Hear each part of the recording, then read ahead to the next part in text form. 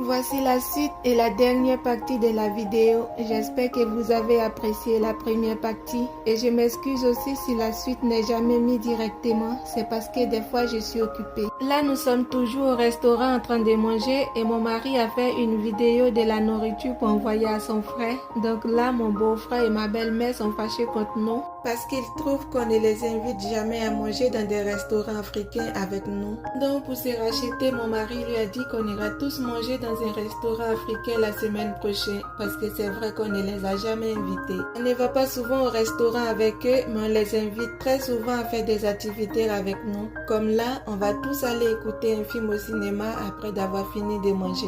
Ça fait très longtemps qu'on a été tous ensemble écouter un film en famille. La dernière fois qu'on a été, c'était l'année passée. J'avais hâte qu'on s'en aille parce que ça fait quelques jours que j'ai pas vu mon beau-frère. Il me manque un peu. Et je sais que moi aussi je le manque beaucoup même s'il ne me dit pas parce que chaque matin il m'appelle pour me demander si j'ai bien dormi, j'ai bien déjeuné, qu'est-ce que j'ai mangé, quel habit je vais porter vu qu'il m'achète souvent des vêtements. Des fois c'est lui qui décide quel habit je dois porter. Il est assis chez lui, il m'appelle puis il me dit aujourd'hui je veux que tu mets la robe rouge ou la robe longue que je t'ai offert et envoie-moi une photo quand tu finis. C'est vraiment un amour mon beau-frère. Quand il n'a rien à me dire mais qu'il a envie d'attendre ma voix, il m'appelle pour me demander si j'ai pris du poids ou bien j'ai maigri. Ou il invente une histoire juste pour pouvoir parler un peu avec moi. Lui et son frère sont des vrais trésors. Ils ont beaucoup d'amour à donner. Là on a fini de manger, on va rester là à papoter et digérer un peu avant de partir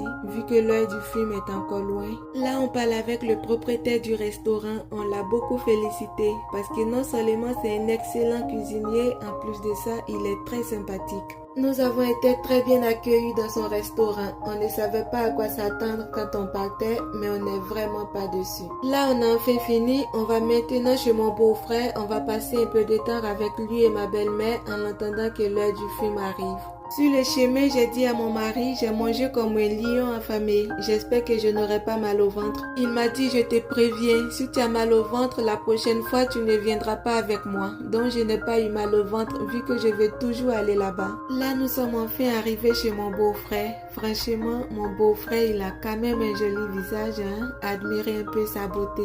Quand je suis avec mon beau-frère, je me pose la question de savoir si j'ai pas choisi le mauvais frère. Et quand je suis avec mon mari, je me dis finalement j'ai fait le bon choix. Et quand je me retrouve avec les deux, là je sais plus. Mais si je dois choisir, je choisirai toujours mon mari. Parce que c'est un homme au grand cœur, il m'écoute, il me comprend, il me soutient, il est toujours là pour moi, peu importe ce que je traverse.